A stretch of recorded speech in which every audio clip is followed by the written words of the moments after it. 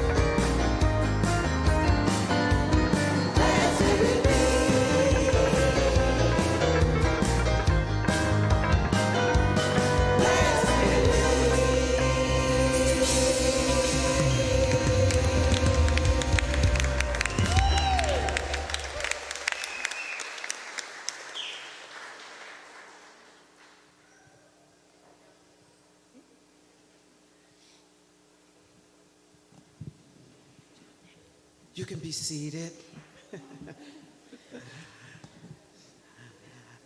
How is everyone this morning? Awesome. So this is our Black History Sunday where we celebrate. So the choir is going to sing two songs. We're going to do Amazing Grace and Ezekiel Saw the Wheel, but I want to tell you a little bit about each of those songs. Amazing Grace, the hymn was written by John Newton, who was moved to speak out against something from which he had once profited. In an essay, Newton said, I quote, "I hope it will always be a subject of humiliating reflection to me that I was once an active instrument in a business at which my heart now shudders," end quote.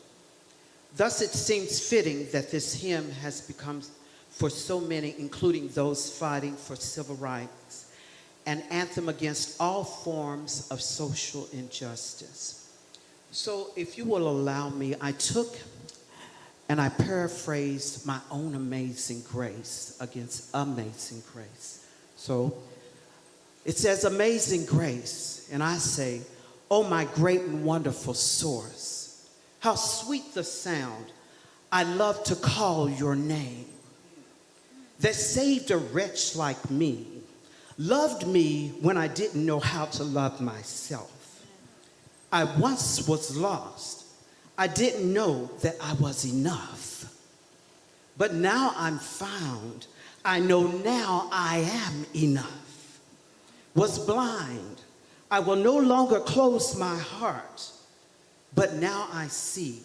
My light will shine bright for the world to see."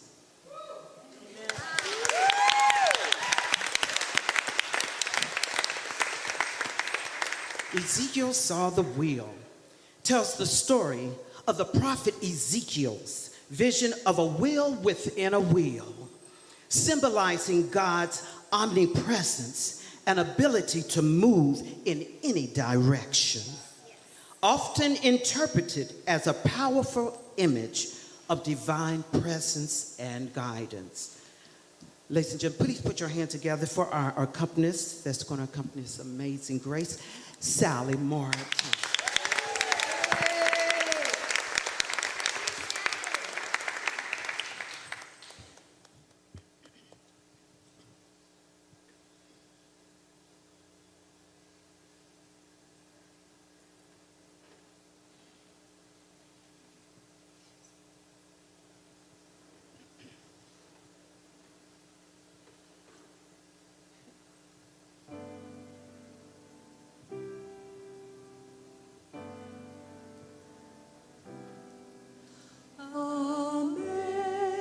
Amazing grace, how sweet the sound that saved a wretch like me.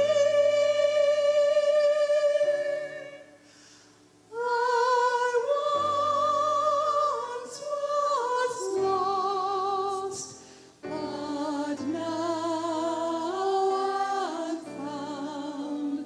'Twas blind, but now I see.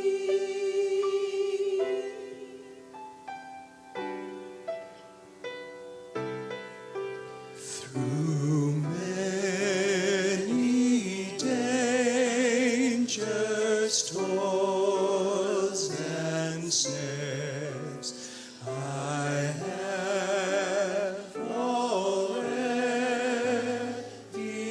come.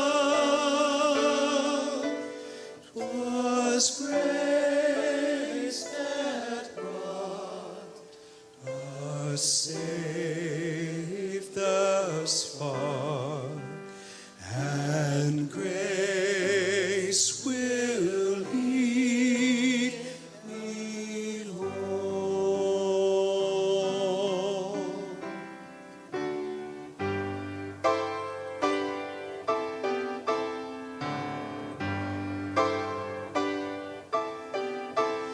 When we've been there 10,000 years, bright shining as the sun, we've no less days to sing the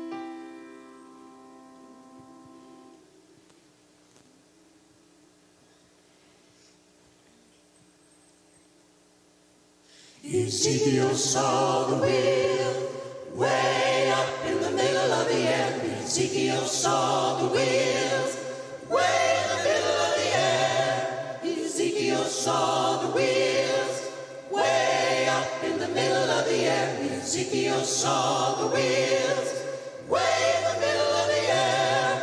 The big wheel runs by faith. The little wheel runs by the grace of God. A wheel in the wheel, way in the middle of the air. Who's that yonder dressed in white? Way in the middle of the air. It must be the children of the Israelites. Way in the middle of the air. The big wheel runs by faith. The little wheel runs by the grace of God. A wheel in the wheel, way in the middle of the air. Who's that yonder dressed in red? Way in the middle of the air. It must be the children Moses led. Way in the middle of the air. Ezekiel saw the wheel, Way up in the middle of the air. Ezekiel saw the wheel. Way in the middle of the air. Ezekiel saw the wheel. Way up in the middle of the air. Ezekiel saw the wheel. Way in the middle of the air. Who's that yonder dressed in black? Way in the middle of the air. It must be the children running back. Way in the middle of the air. The big wheel runs by faith. The little wheel runs by the grace of God. A wheel in the wheel, Way in the middle of the air. Ezekiel saw the wheels.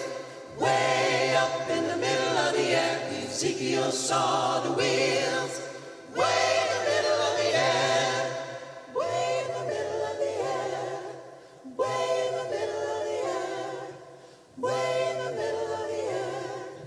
Way in the middle of the air.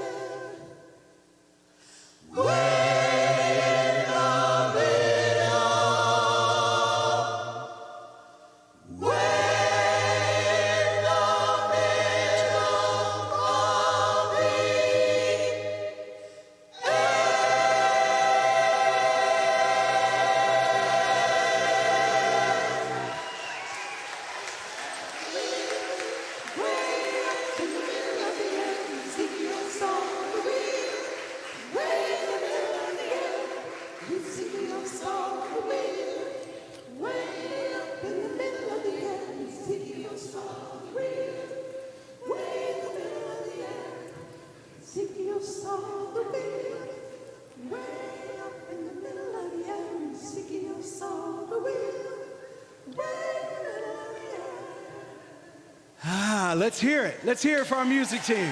Wow.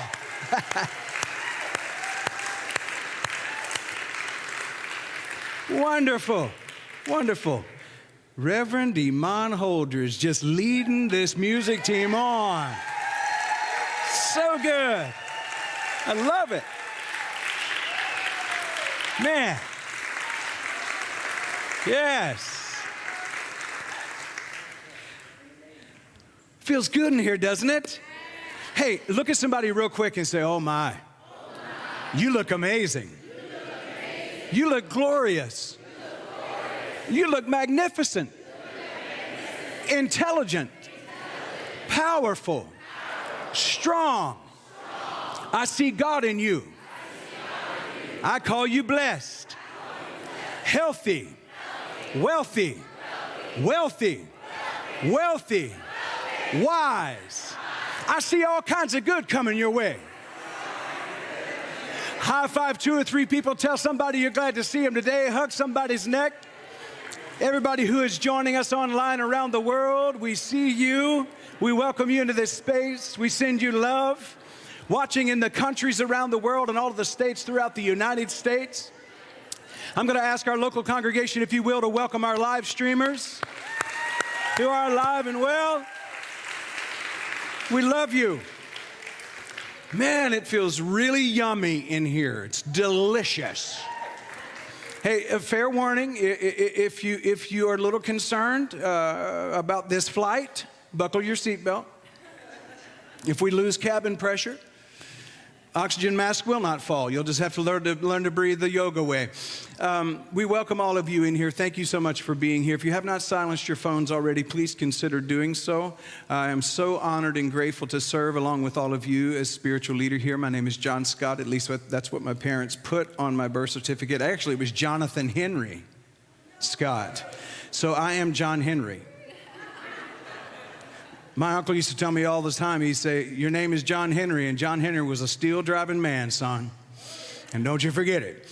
It is an honor to serve and to be a part of this community. I love First Unity Spiritual Campus. Anybody else love this place? Aren't you grateful?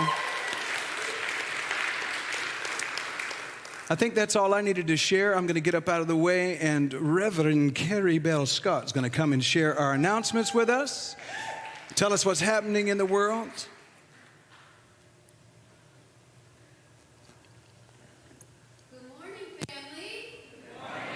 Happy Super Bowl Sunday. Right? Awesome. Couple announcements for this week. Our Thursday evening meditation with Reiki is at 6 p.m. here in our sanctuary. And this week it is facilitated by Emmanuel.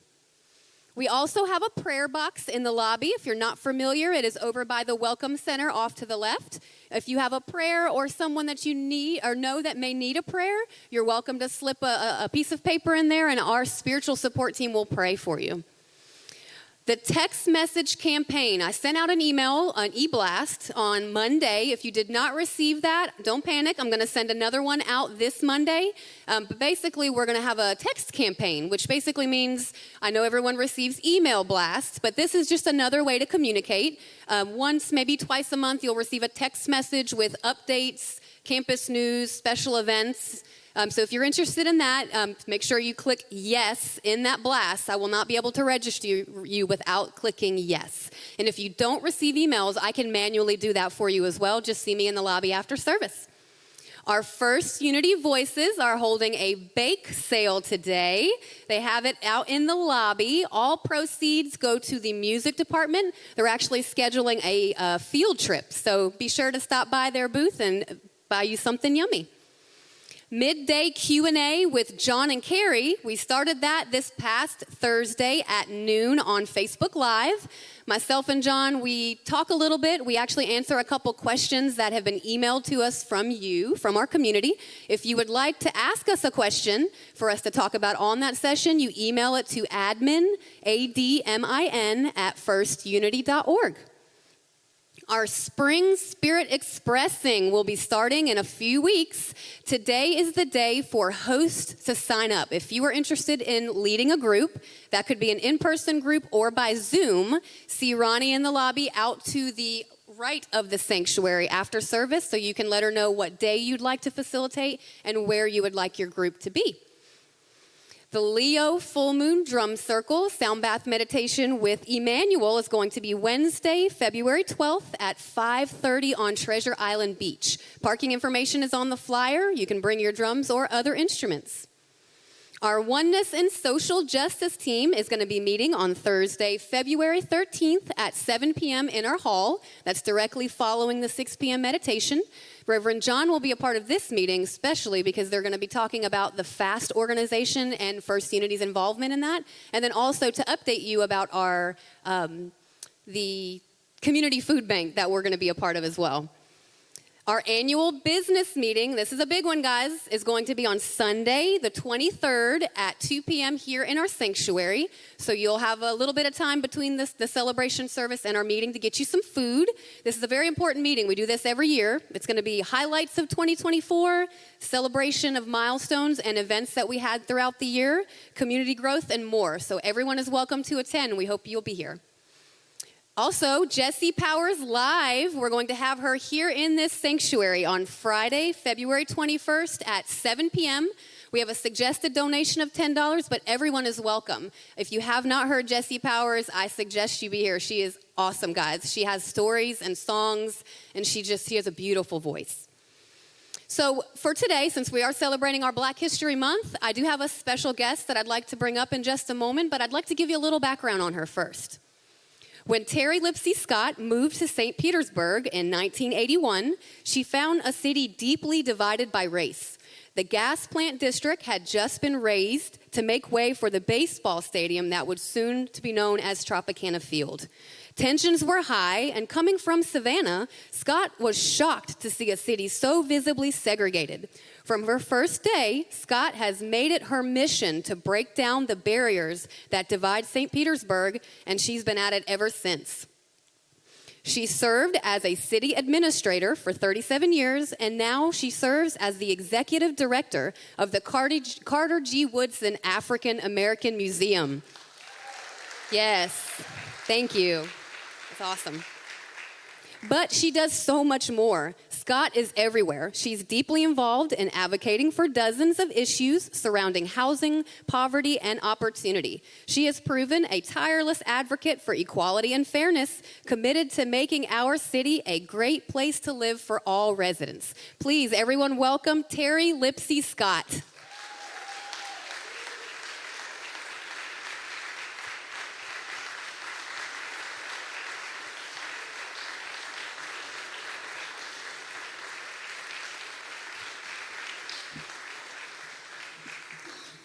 Thank you so much for such a lovely introduction. I had no idea that this treasure existed in our community. This is such a special place and indeed a very special space. Yes.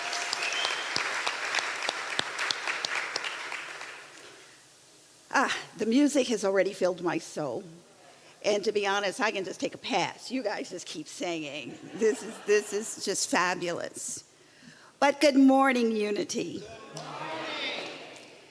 I am delighted to greet you in the presence of an omnipotent creator. As a true believer and a member of the body of Christ, I'm indeed honored to stand before you today, grateful for this opportunity, yet saddened that despite the many who profess unity, we find ourselves within a nation deeply divided. I stand before you to celebrate a history that, though segregated, is undeniably the foundation of our country's greatness.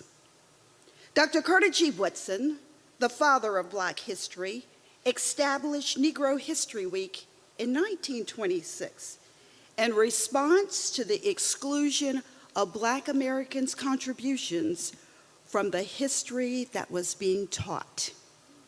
He powerfully stated then, "What we need is not a history of selected races or nations, but the history of the world, void of national bias, race, hate, and religious prejudice." Those were his thoughts at that time.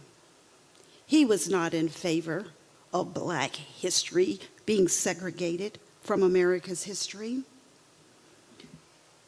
I'm here to say to you that it is no accident that we learned about Helen Keller and not W.E.B. Du Bois. We learned about Watts and LA riots, but not those in Tulsa or Wilmington.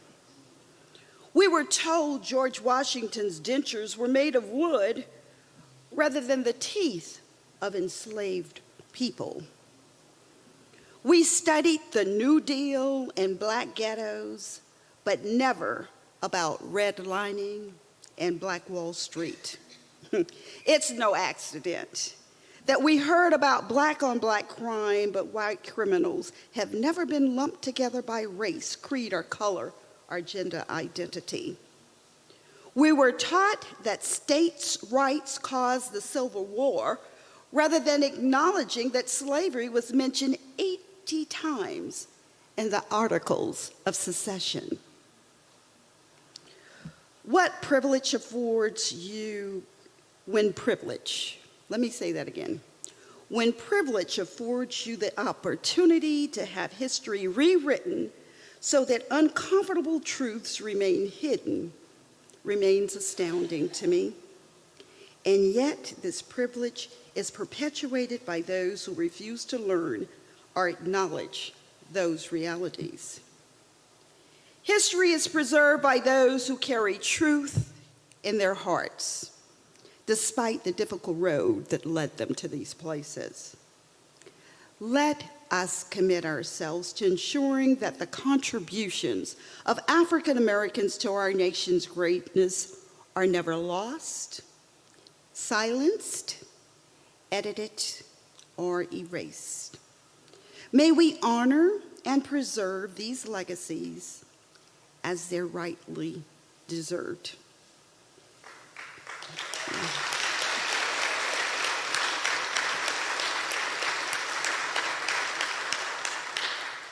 History, when forgotten, has a way of repeating itself. Today, we see echoes of some of the darkest chapters of our past.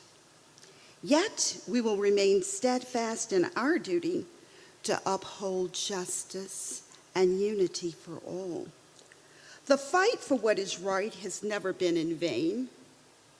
History has shown that the battle for freedom is always won by those who refuse to rest until justice prevails. My friends,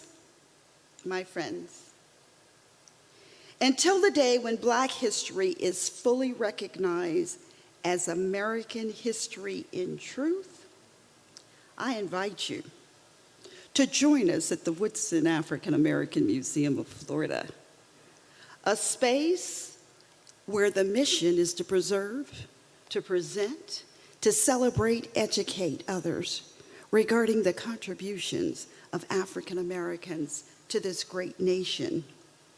We look forward to those of you who have decided to join us on March 8th for Art Walk from 5 to 8. But we extend an invitation to you to visit the Woodson at any time. Because Black history for us is not a month. It's not a month. We celebrate Black history every day.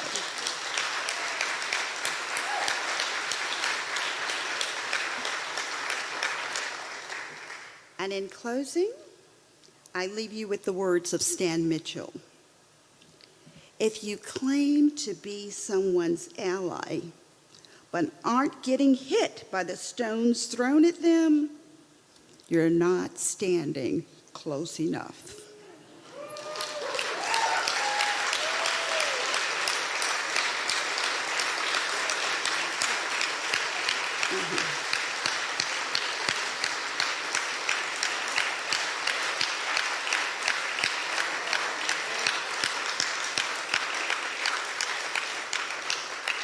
Again, I thank you for this opportunity, and may God give us the courage.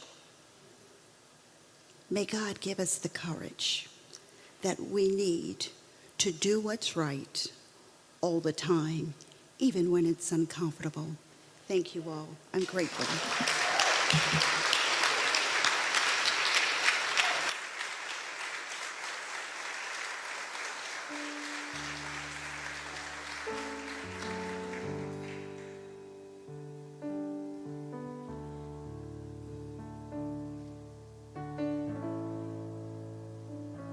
Thank you for that powerful message. I'm honored to share this next song from Daniel Nahmod with y'all. And it's a reminder that the pathway to happiness is through the heart. And it's our choice and no one else's.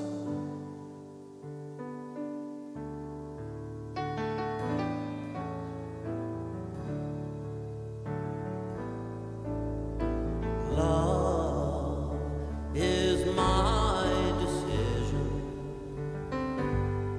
It's up to me to give up my heart. Love is my decision.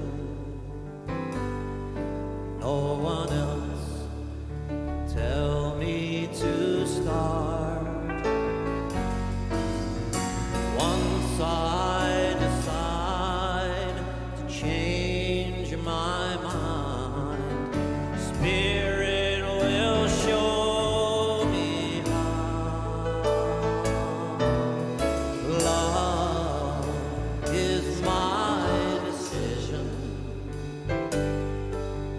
decision right here and now. Love is my decision. It's up to me to stand on that bridge.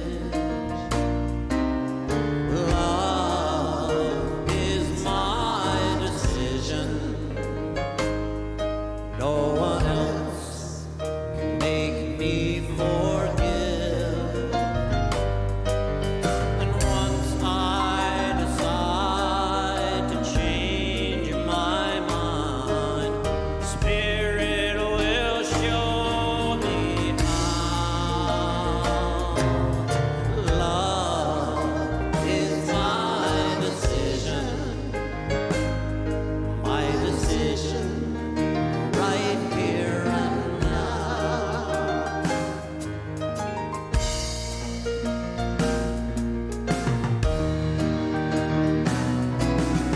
Love is my decision.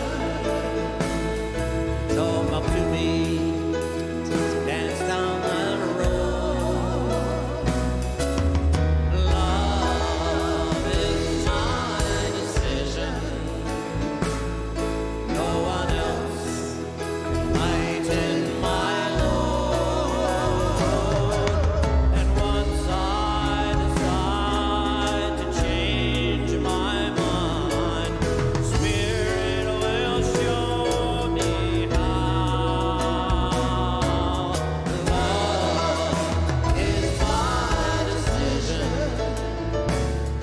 my decision right here and now. Everybody sing along. Here we go. Love is my decision. It's up to me to dance down the road.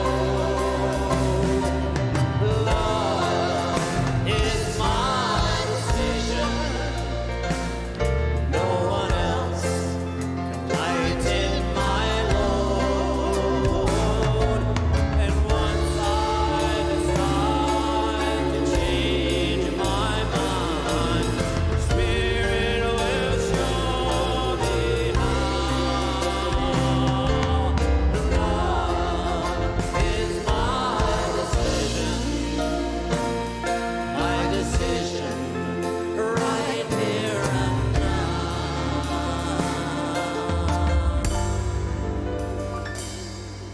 My decision right here and now. Thank y'all. Right now.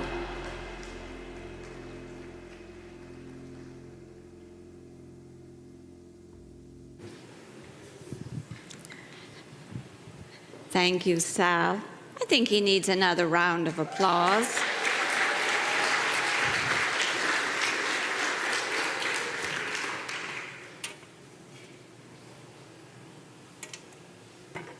And so as we prepare for our sacred centering, some of you might call this your meditation time. Maybe it's your prayer time. So today, I was thinking about this special day that we have here at First Unity, where we honor the ancestors, Black History Month. We honor all of those individuals you might have seen on the posters as you came in. So I'd like to guide us to a place of gratitude in our meditation today, gratitude in our heart for all those who have gone before us to prepare us for this moment. So wherever you are at home, online, or you're here in the sanctuary, I'm going to invite us now, as we enter this sacred centering time, to open our hearts. And as I invite the bell, which is acknowledging that we are now in this moment, yoking, unionizing our minds, our hearts, and our spirit for this sacred centering time.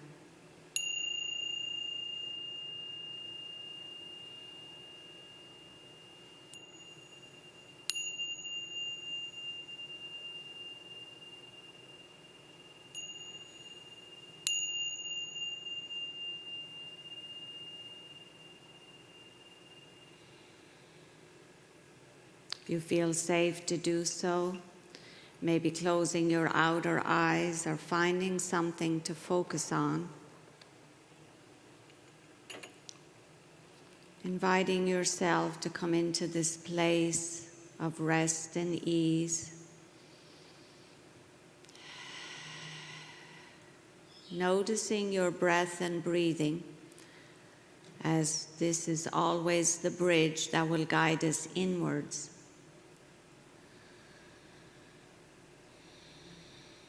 Noticing where your next inhale breath begins, drawing this breath perhaps all the way up to where you feel the ending.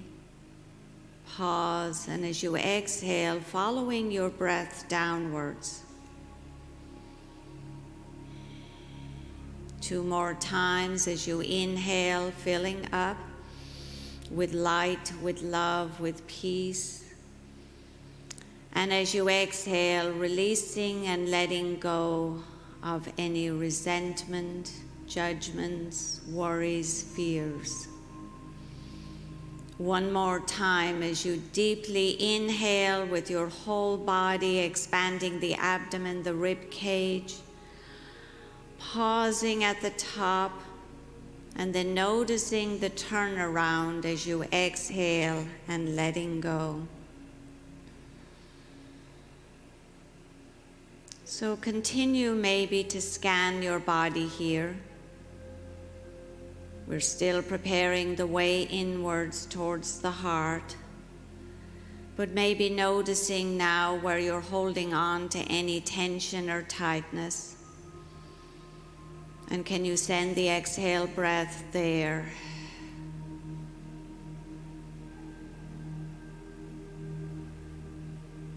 And then for some of you, whatever you connect to, maybe you call this God, love, prana, chi. So now beginning to notice as your body is relaxing, maybe noticing now that your thoughts, if you're aware of the spiritual eye, the space between your eyebrows, that you're beginning to just come to a place of stillness. And then resting either in your spiritual eye or your heart space.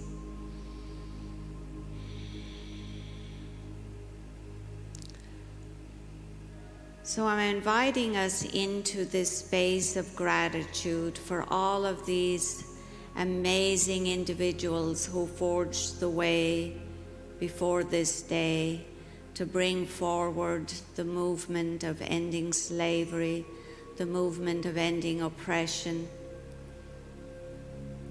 And I'm going to invite us all now in this moment to truly embrace and give thanks for all those individuals who have gone before us. And then recognizing in the struggles we choose for ourselves right now in this moment, in the ways we move forward in our own lives, and in the way we are bringing our world forward now. We are now going to remember silently the names of those who have gone before us, those who have given us strength, those of us who guide us spiritually in continuing to move forward. And maybe now feeling that we share a history with those lives and we belong to the same motion. They too were strengthened by what had gone before. They too were drawn on by the vision of what might come to be.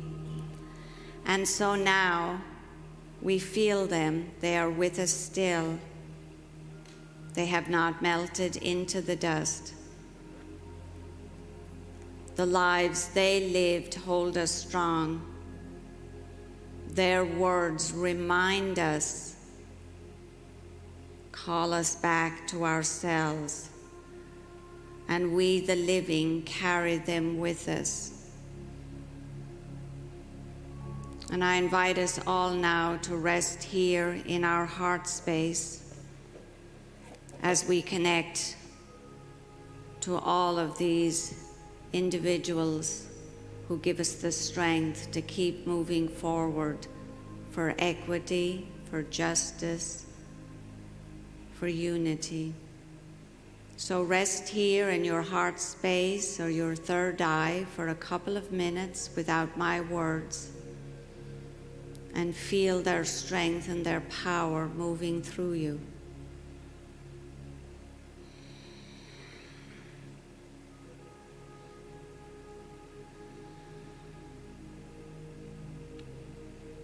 If your mind wanders, allow them to breathe you.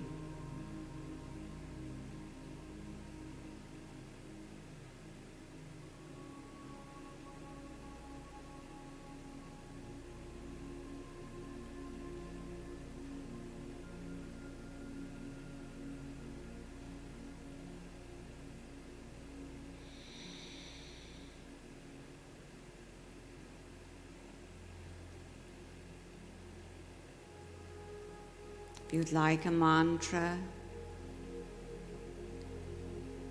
maybe giving thanks, maybe breathing in love is, and breathing out I am.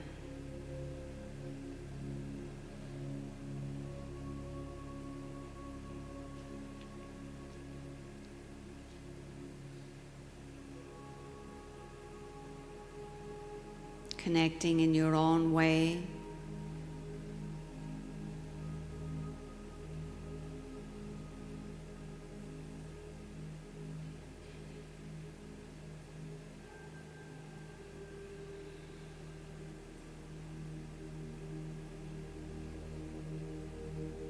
Maybe placing your hand on your heart, feeling them in your heart, feeling now all our ancestors, our loved ones, holding them here in our heart space, saying thank you for coming before us, for paving the way, maybe asking now for their strength and their courage to help us move forward with their visions, their dreams.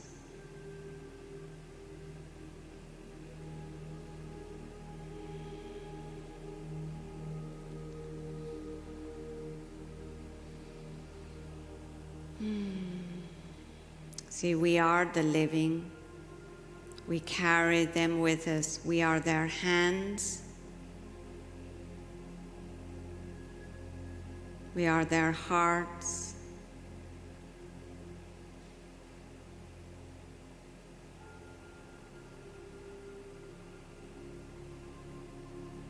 So just filling yourself up here with their strength, knowing that their strength is now your strength, and that we are always connected, united here in spirit. So taking a few more cycles of breath here as you begin to lengthen your inhale breath, your exhale breath, allowing the bell, inviting the bell back into this present moment.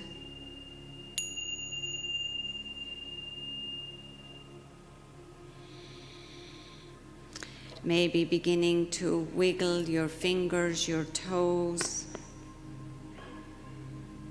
Just keeping your eyes closed as you bring awareness back to this space, this place.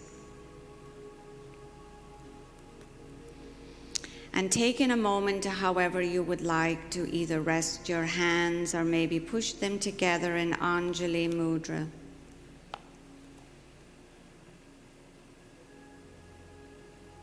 bowing the head towards the heart and acknowledging that we, the living, carry them with us. We are their voices, their hands, and their hearts. And so it is.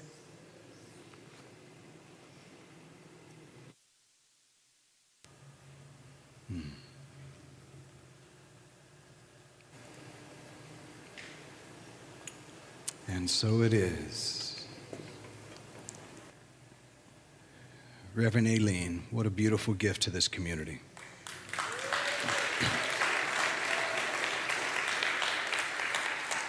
Thank you. You all didn't have any idea that my cousin would be speaking to us today, Terry Lipsy Scott. She has the same last name, so we have to be kin to each other. She was born in Savannah, and my dad was born about 30 miles from there. So I was told years ago that all of us Scots are family, so I claim her as family. What a powerful sharing that she brought to us today, and we're grateful for that.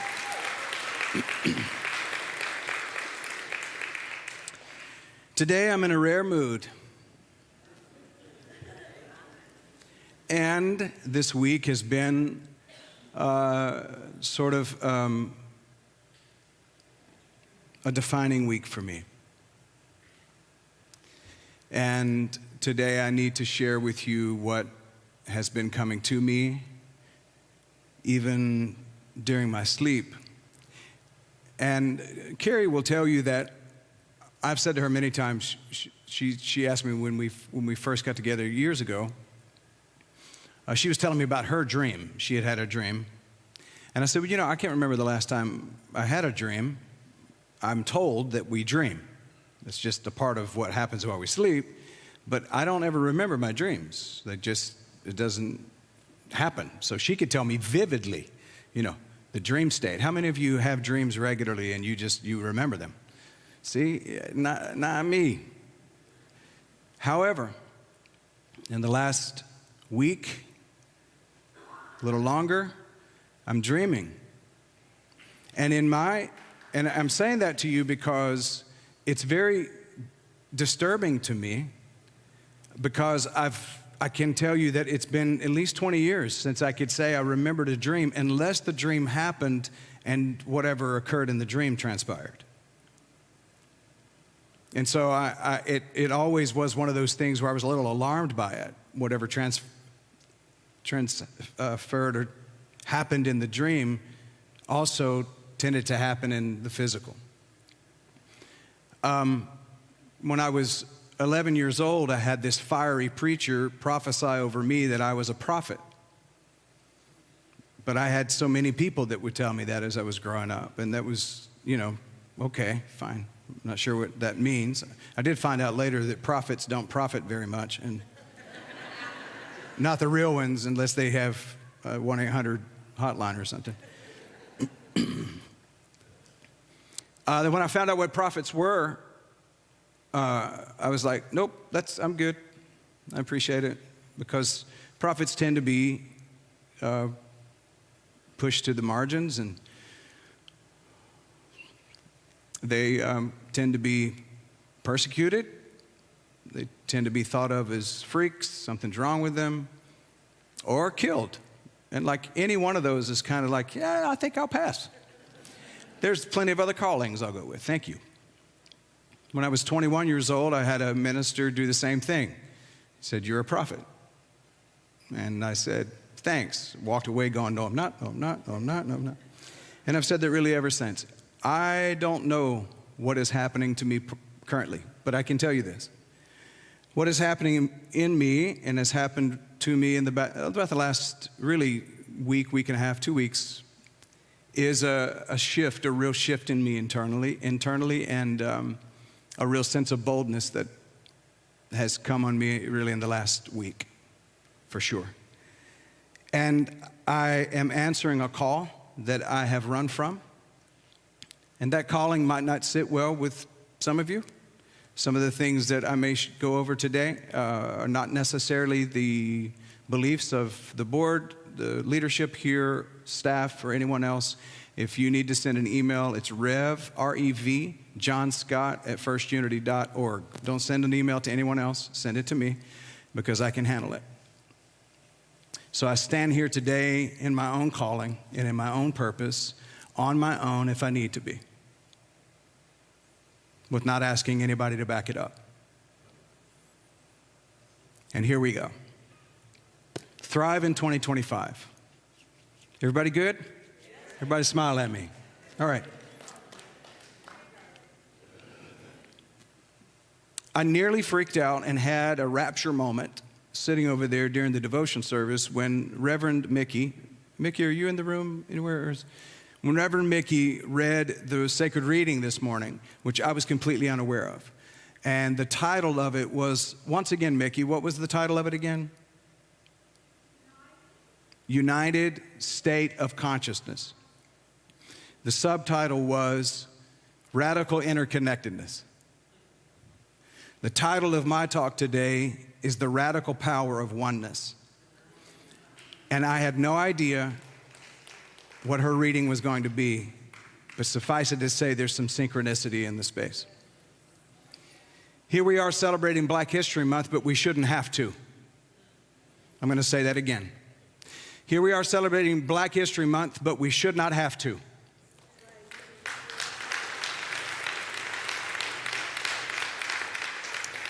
And there are those who are attempting to dismantle all of that, and they're doing it under the guise of it creates more racism. But the truth is that it is still that hatred and that denial of a true story that we need to be able to face. If we don't face it, we'll never be able to change it. That's really what is behind it right now. But let me give you this quote from James Baldwin. He said, "Not everything that you face can be changed, but nothing can be changed until you face it." So not everything that you face can be changed, but nothing can be changed until you face it. Injustice anywhere is a threat to justice everywhere. So I'm talking to you today about a radical world-shifting, a radical powerful sense of true oneness, that we are connected to each other eternally and irrevocably, so that when someone else is harmed by you, you're harming yourself because you're connected. When someone else is weakened in the human experience, you also are weakened in your human experience. But the same is true when others are lifted up. You also are lifted up. And any system, religious or governmental or otherwise, that oppresses any group of people, it is not doing so under the direction of the divine.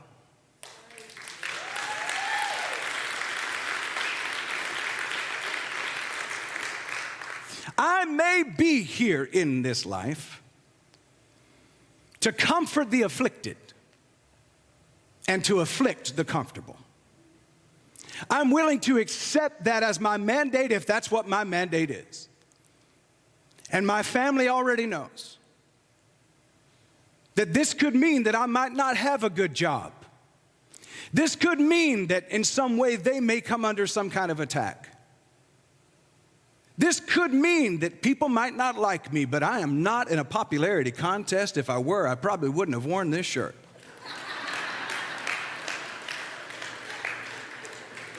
I've decided that I cannot be hired by a system, therefore I cannot be fired by it.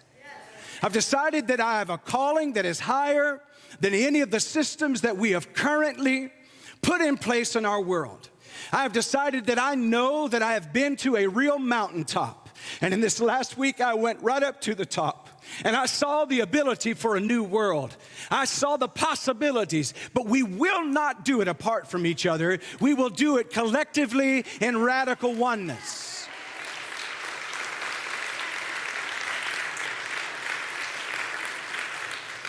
At the heart of unity and new thought principle that I was completely unaware of until 2013. I visited Unity North. I think it's in Marietta, Georgia. I visited Unity North. Richard Burdick is the pastor there, the minister, whatever the titles are. I visited there because Carlton Pearson, my spiritual father, said, I'm going to be in the Atlanta area. Faith Rivera is going to be singing. I'd just love for you to meet her, and I'd love for you to meet Reverend Burdick. So would you be interested in coming up? And I said, I'll drive up. It's about an hour and a half drive from me at that time. My first experience with the Unity Church, and I really didn't experience the Unity Church because it was Faith Rivera and it was Carlton Pearson. So it was like church for me. 2013, fast forward, I was in Nashville, Tennessee, and I got a call from Reverend Cherie Larkin, and she said, hey, I need a music director at my Unity Church. Would you be interested? And I had mouths to feed, and I was not on tour at the time, so I needed to make money somehow. I did not want to preach. I did not want to teach. I was not interested in working under my ordination. I had left organized religion for good. I was done with it, but I figured I can go sing. That's what I moved to Nashville to do. I can go sing if you will pay me some money. So I said to her, very, I guess, kindly and respectfully, sure, if you'll pay me, I'll be there. I didn't know what Unity was. 2 months later, she resigned. And the board heard I was a minister. So the board president, Ted Martinez, came to me, and Ted said, hey, Reverend Cherie said that you're a minister. Would you be willing to speak for us maybe once or twice a month? We'll have other guests come in, and then we'll have our ministerial committee, search committee thing. We're going to have them doing a thing. Will you maybe speak for us just a couple of months? It won't take long. And before I could stop the words, I said yes. I had to go find out what the heck Unity was. Because I got afraid, Lisa. I was like, the last church that I was in, they dubbed me a false prophet and a heretic, and they wanted to push me out of town. I don't want to get up and experience that here. Plus, I need that $500 a week to be their music director.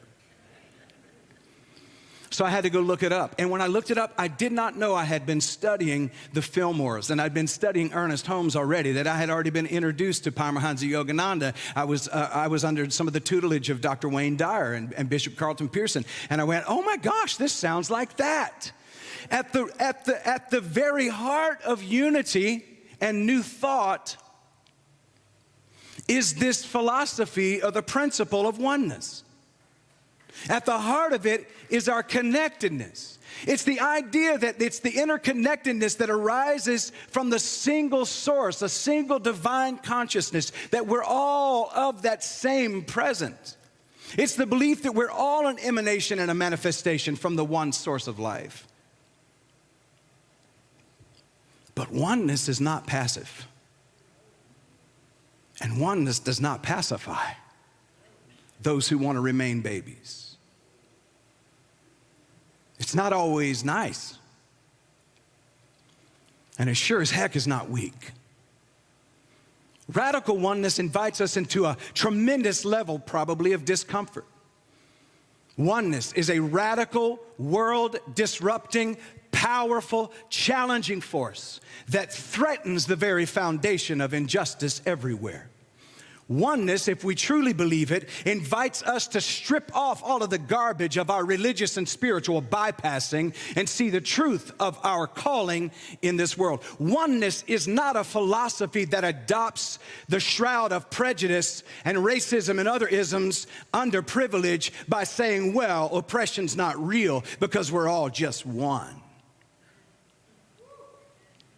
In other words, you're not feeling the pain of racism or sexism or homophobia or transphobia. You're not feeling the pain that families are who are of Mexican descent, who are being ripped apart and put in detention centers. You're not feeling the pain, and so therefore it's not real. Oneness, radical oneness, invites us into feeling their pain so that we can further help to relieve their oppression. That's what oneness is about. Oneness is not an escape into your privileged space. It is a radical movement of change and loving awareness. It is radically inclusive. It is dangerous to those who depend on division and hatred. It is subversive to those who wield power through fear. It is revolutionary to the systems that have propped up the illusion of separation. Oneness is the truth of who we really are. Number one. Whew. Okay. Number one, true oneness destroys the ignorant and weak fear-based view of God. No. Before you applaud, listen to what I have to say here. I want to announce loud and clear today that big old angry ogre God in the sky who's looking to judge everybody for these little petty things that have distracted us is not real, is not alive. True oneness dismantles any religious system that claims exclusivity and that claims a God of unconditional love, but rejects the weak, rejects the poor, rejects the homeless, rejects the minority, and those who are non-white, trans, gay, etc. The list goes on. Oneness dismantles that religious system. Oneness dismantles any religion that wants to use power of the government to force its own biddings on other people through its preferences. Oneness dismantles any religion that uses threats of imagery of hell to psychologically manipulate people to join, pay for, and perpetuate their cult. Oneness. Man, y'all still with me? Oneness dismantles any religion that claims to protect children that has been a haven for more sexual abuse than any other group in the history of the world, while ignoring human trafficking and in turn supporting those who have not only been convicted or accused, but convicted of sexual crimes. Oneness dismantles any religion that positions its God contrary to nature. Oneness dismantles any religion that dismantles a religion that moves to ban books about history in order to cover up its inability to face its real history.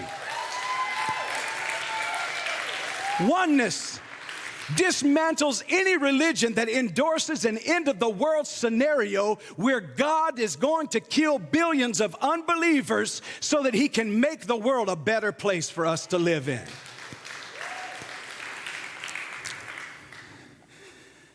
Oneness dismantles the systems that have held us in bondage. Too many traditional religious structures depict God as separate from humanity.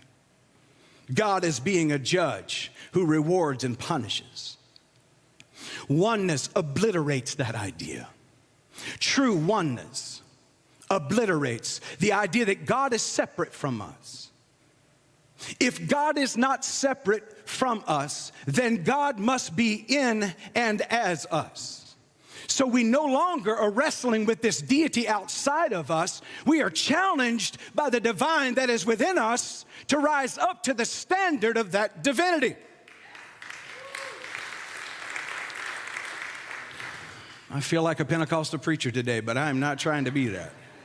Oneness introduces the inescapable unification between the human and the divine.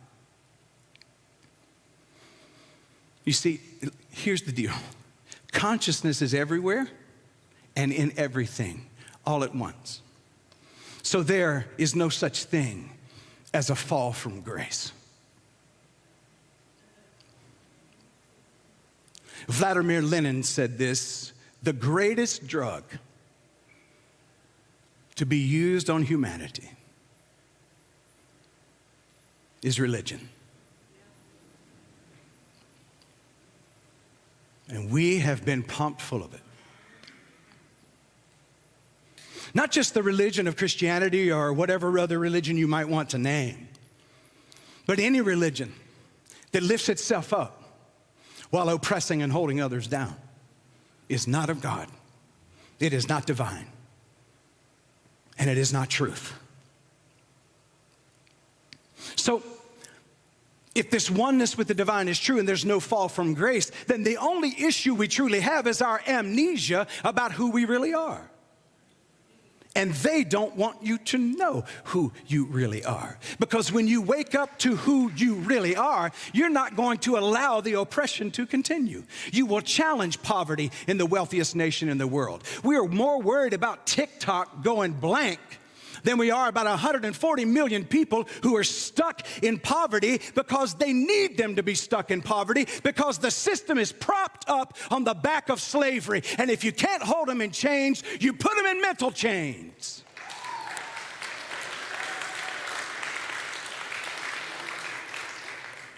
These theological implications are radical because they tell us that there is no need for external salvation. We already are divine, and we always have been. When are we going to start acting like it? It's really pretty talk, friends, to have in a nice group meeting around a nice book. I am divine. Did you know that? Does the world know that we know we're divine? Where's our voice? When so many voices that are devoid of compassion, that are devoid of kindness, that are devoid of truth are getting the loudest microphones, where are our voices? Well, you know, we just want to be loved. If we're going to be love, it's going to challenge a system of hate. If we're going to be love, it's going to challenge a system that oppresses whole groups of people. If that's love.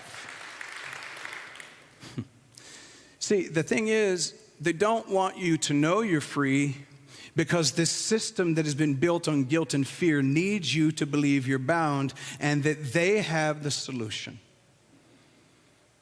True radical oneness threatens religious dogma because that religious dogma has rabies. And it needs to keep you afraid, filled with shame, filled with guilt, so that it can keep you obedient. True oneness with God. And by the way, this is the oneness Jesus talked about. People say, where's Jesus in this message? You know where Jesus is in this message? Jesus is cheering on those who are willing to take up their cross and follow him.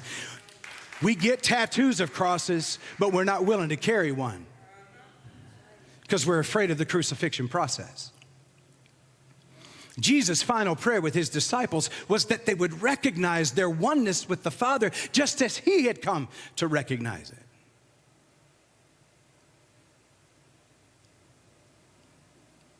True oneness transcends and inoculates us from the idolic drug of God.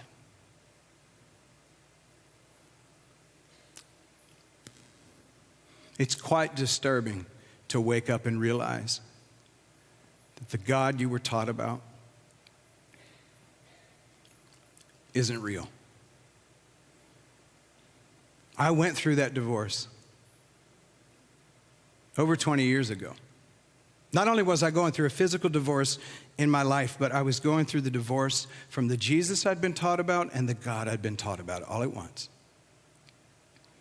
You talk about deep despair when you're sitting in the middle of your bed and you're crying out to a God you no longer believe in, and you're saying, I don't believe in you. Please show me a sign. And he doesn't. Do you know what that feels like when your entire identity is wrapped up in that? Well, that's all you have. I know what it feels like. And that's why it occurred to me this last week, Carolyn, I'm not afraid. I mean, I was like, I'm not afraid. I'm not afraid to lift my voice because you can't scare a dead man. You can't startle a dead man. I've given up this physical life. I have said I don't care about this body. I care about this purpose. And so they can come for the body, but they cannot take the purpose. No one can. Number two, and I may not make it through all of this. Somebody say, thank you, Jesus. Number 2, true oneness redefines diversity, identity, and individualism. In our Western culture, we've been taught that we are separate, that we're self-contained individuals. But the principle of oneness destroys that illusion. When we understand that there is only one thing happening here, then we can see that what we call you and me are simply ways that the whole is expressing itself in terms of diversity.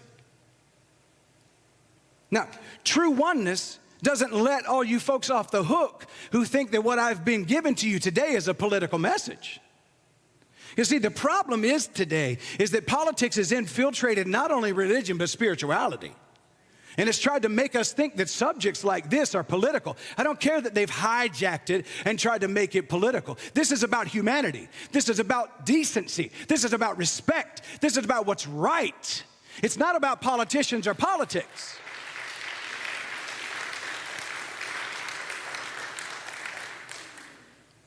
But you're not separate.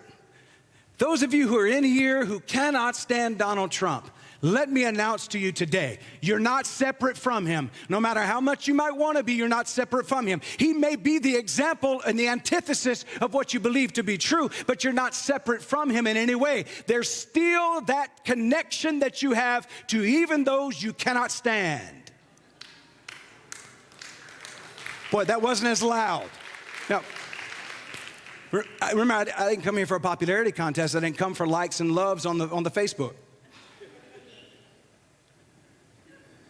It doesn't mean we don't stand up when we see what is transpiring in this country. That's not what it means. It doesn't mean we stay quiet. It doesn't mean that we allow our voice to be muted when it comes to people being literally oppressed.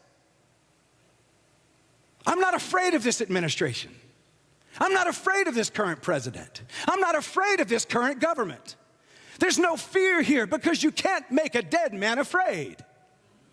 And so we will stand in stark contrast to say we as a community will not support hatred. We will not support outright racism. We won't support sexism. We won't support oppression toward trans and gay and lesbian people. We will not. We will stand as a wall of protection for them. So if you're going to get to them, come through me. I welcome it.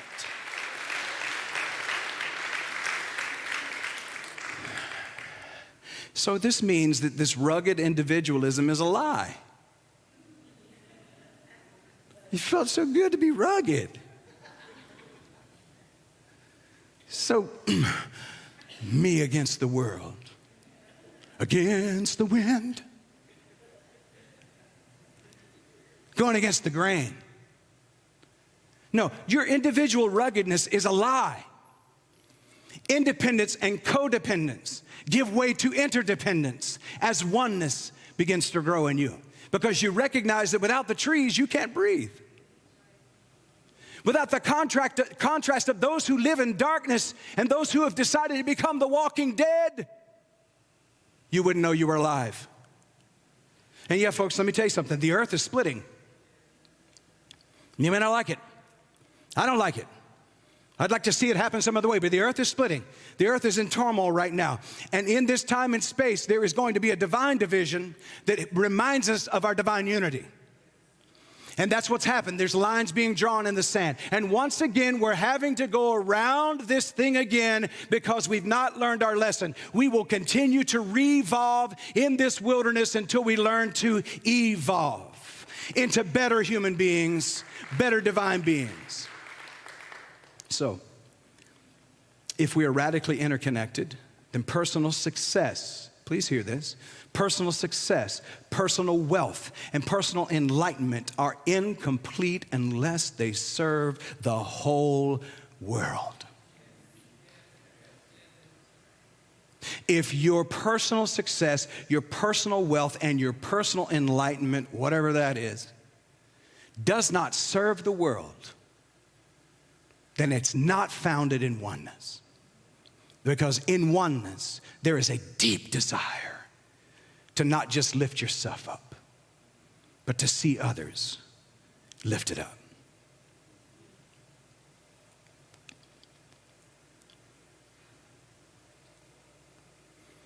I don't know where we go from here, but I do know that it is my absolute sworn contractual duty with the universe to be a voice of change in the world. And I have decided that if I stand alone in doing it, I will.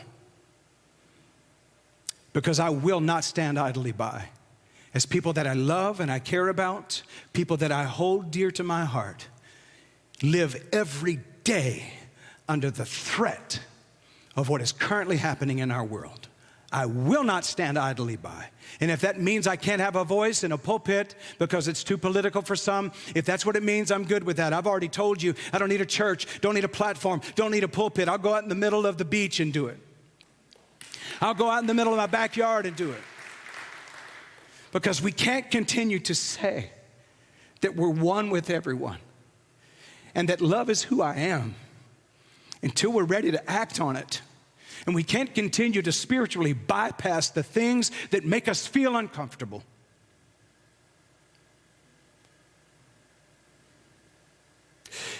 And if this makes you uncomfortable, good.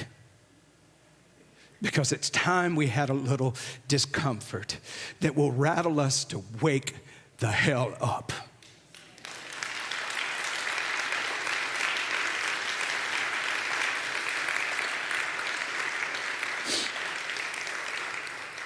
Let me rephrase.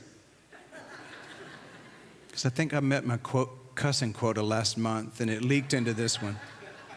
It's time to wake the heaven up because there's plenty of hell in the world.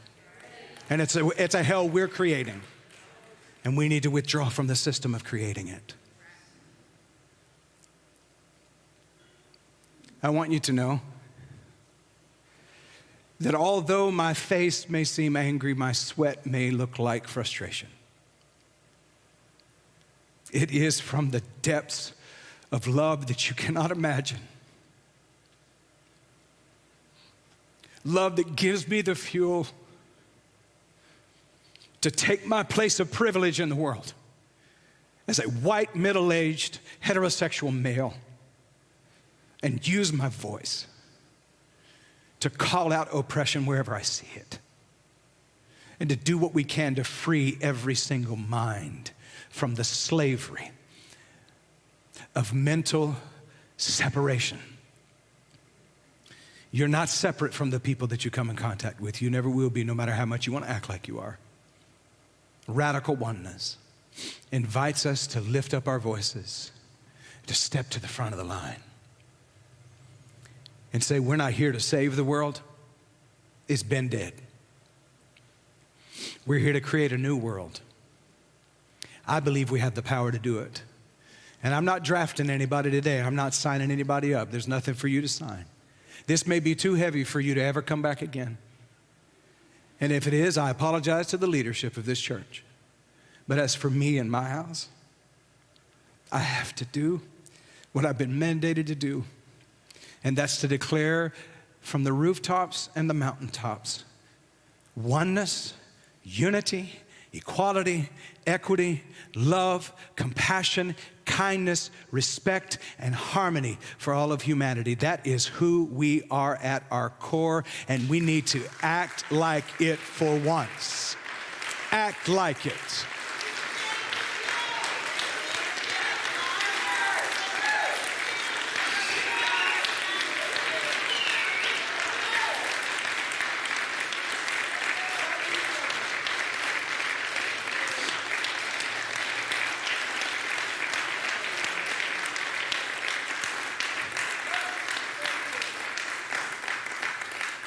And lastly, for those who think this is anarchy, this is not anarchy.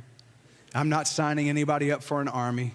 People who believe that God needs an army misunderstand that God is omnipotent, all-powerful, all-knowing, and doesn't need a military force to threaten violence against anyone. And any religion that does that misunderstands God. God is almighty and that God dwells within you. And may it come forth as deep, active love called compassion.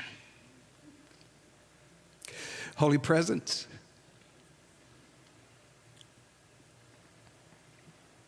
wake us up. Cure us of the disease of mental slavery. Cure us from the disease of our privilege. Open up our eyes and our hearts. More importantly, open up our minds that have been sealed shut with repeated hypnosis. Wake us up. In this time where there are those who are awake and those who are the walking dead, may we have compassion even on those who are the walking dead. Give to us the ability to know that we are connected irrevocably and eternally to the all. Forgive us of the sin of complacency and complicity. Ignite in us a love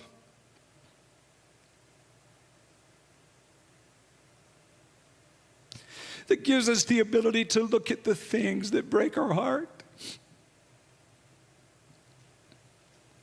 so that we can face it and change it. Open up our hearts to truly live that love is who I am.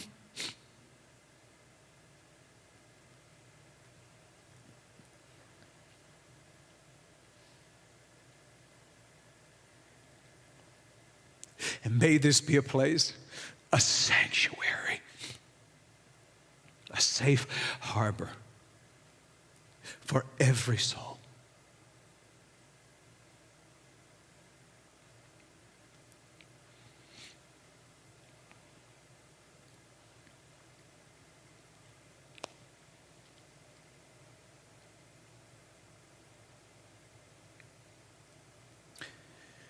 Love is who I am.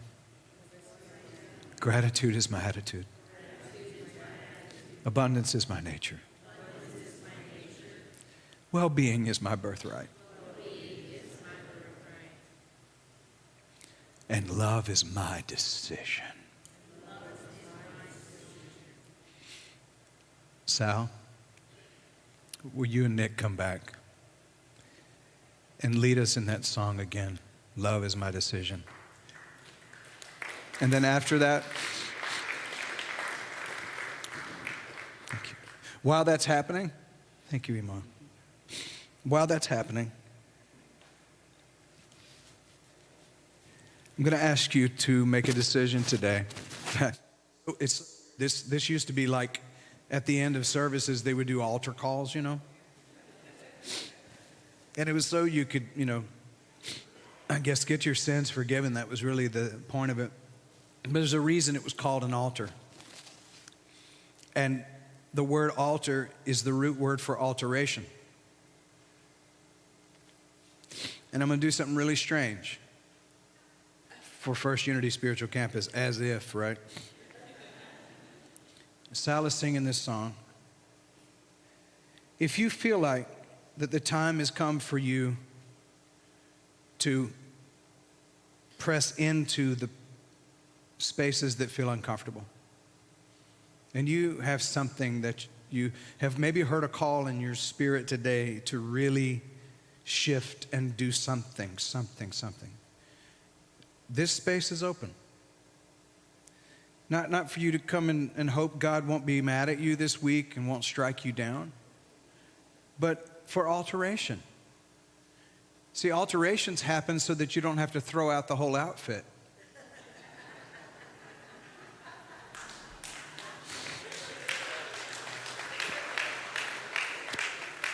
So if you feel like there's a soul alteration, a shift that you, or maybe there's just something in you today that has gripped you, but there's also this sense of anger. I'm not sure what this meant.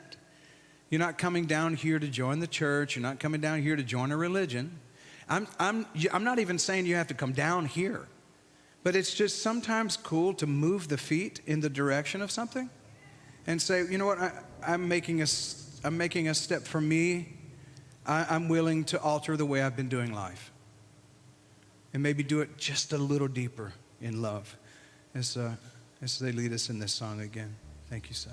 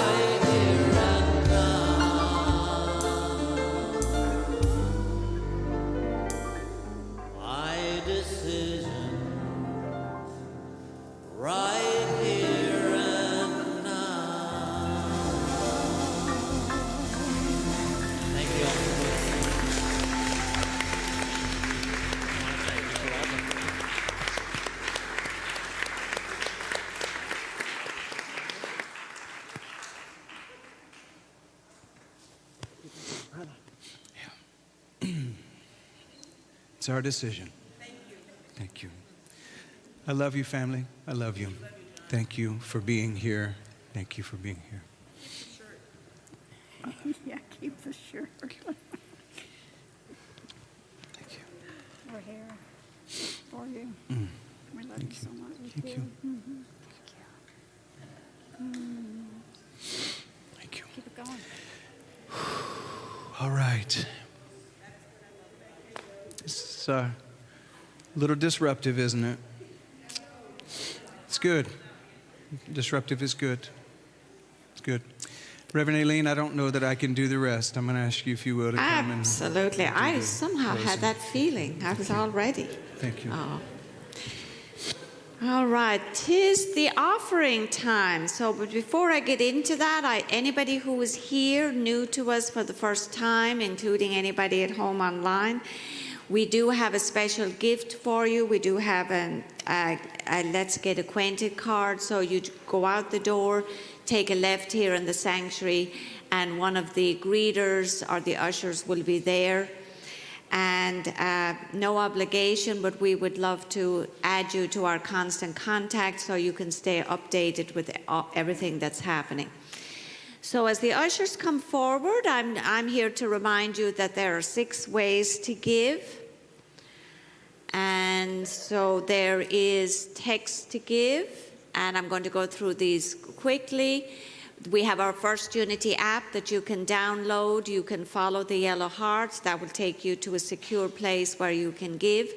We also have our auto giving program that you can set up monthly like a subscription, so you can snowbirds, many of you who travel, so you can fly out of here, but your giving is always happening even when you're not with us in person. And then the 4th way to give is, let me see, is you can mail in your donation. There's our physical address. And then we also have a cash app that you can directly, a lot of people like to avail of that. And then we are here in the digital age. So we have our QR code. So it's also on the back of the program. And all of those ways to give are in your bulletin. So if you want to take that home, put it on the fridge, you can always, if you think of us during the week, you can make a donation. And with that, I'm now going to invite you all to stand, and if you're able to do so, and we will say our prayer of abundance together. The abundance of God is my infinite source. I now open my mind and my heart to give and receive all God's good, all God's prosperity, all God's abundance, as God as my source. All things are possible, and so it is.